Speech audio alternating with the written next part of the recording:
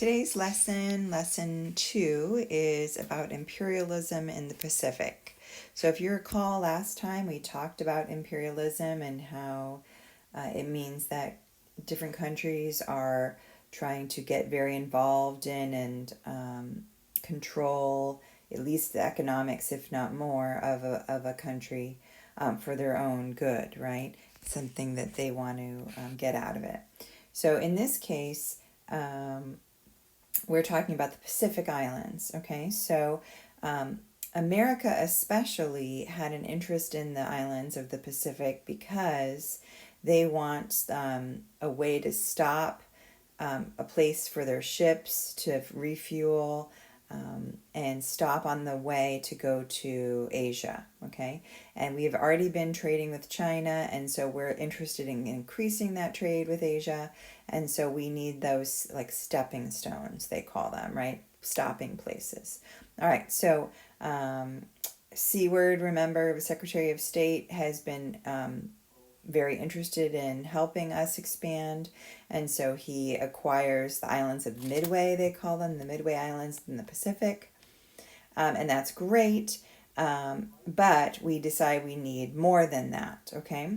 And then there's some other reasons we're also interested in getting more islands besides just for the stopping places for the naval ships. Another thing that starts to happen is, of course, economic reasons. Hawaii has been somewhere that Americans have been getting very interested in. In the late 1700s, there started to be Americans going there for various reasons. So at first, it was either for trade reasons. Whaling was a really big industry back then, and so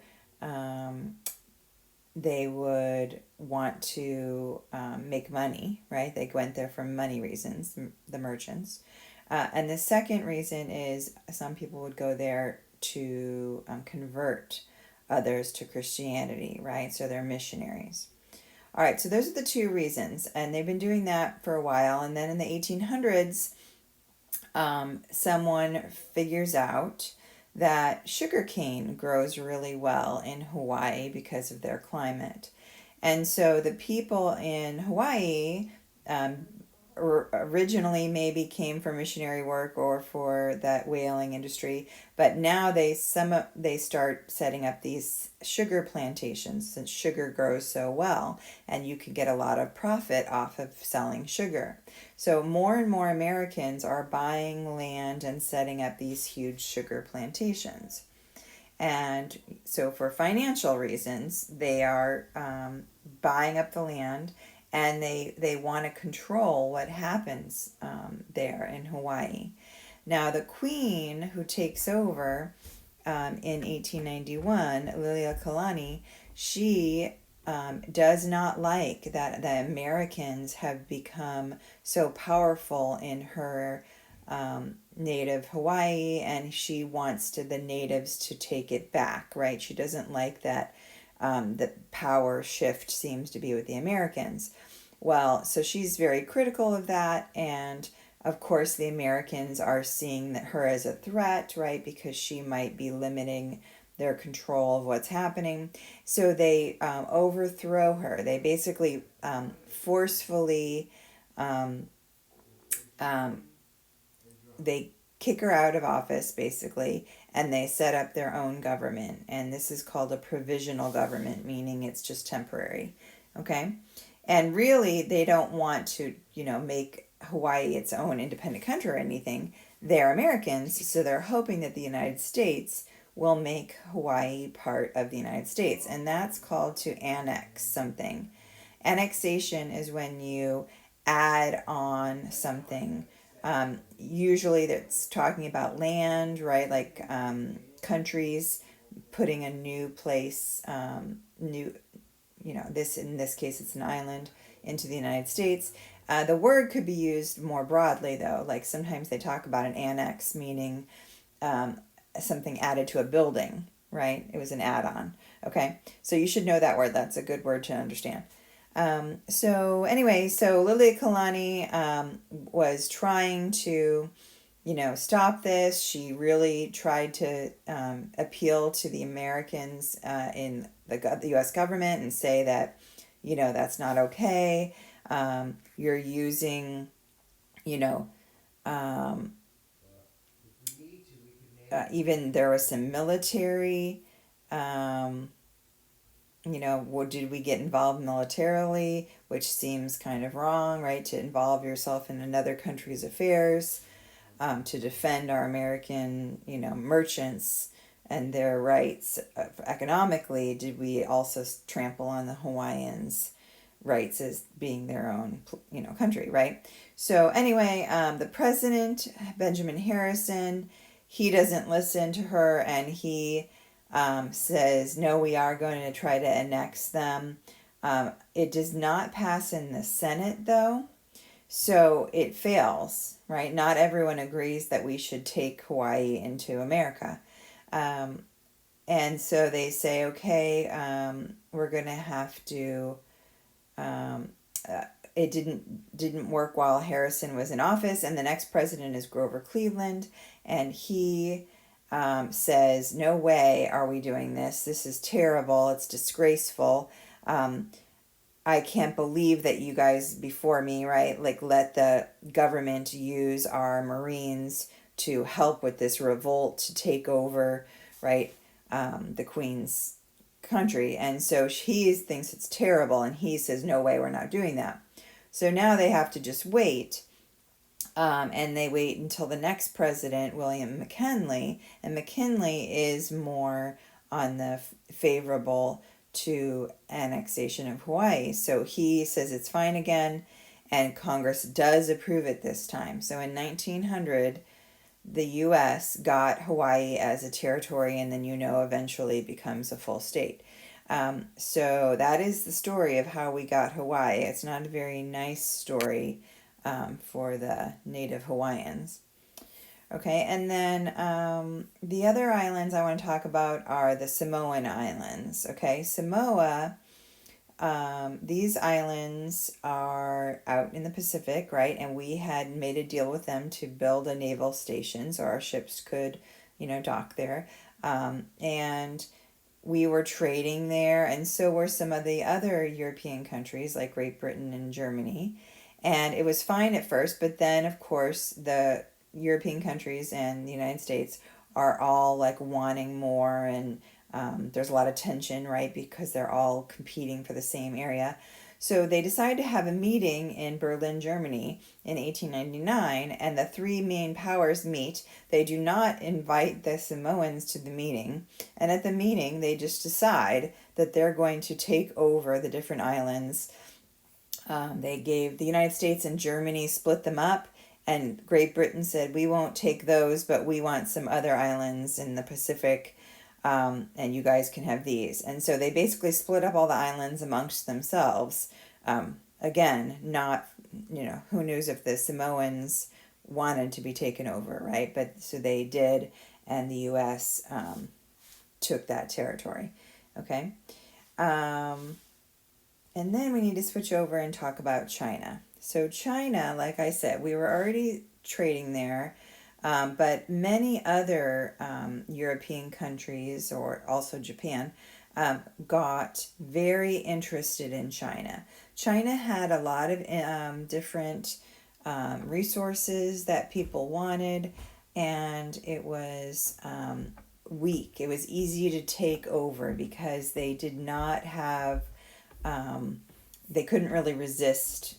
They've been weakened over war, and they don't have the industries themselves, so they are happy to, go ahead and trade the things. So Japan and Europe, we and us, but Japanese especially, and Germany and Great Britain, France, Russia, those major countries are all trying to get parts of China that they want, that have the resources that they want, and they're kind of basically carving up the country and taking, like, where they're called spheres of influence. Like, they're going to say, okay, this is Japan, they've taken this section of China and it's like ours, and we're going to control it.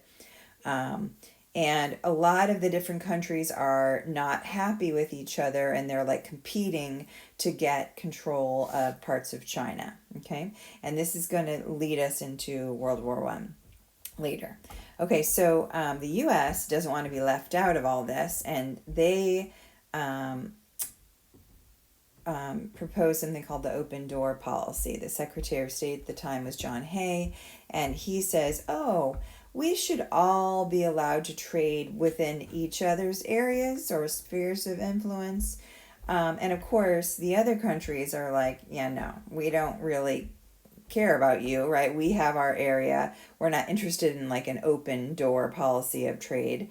And they weren't so into it until this terrible thing starts happening in China called the Boxer Rebellion. There was a secret society known as the Boxers, and they're very unhappy, as you can imagine, that all these other foreigners are coming into their country, and they're basically taking their resources and controlling them.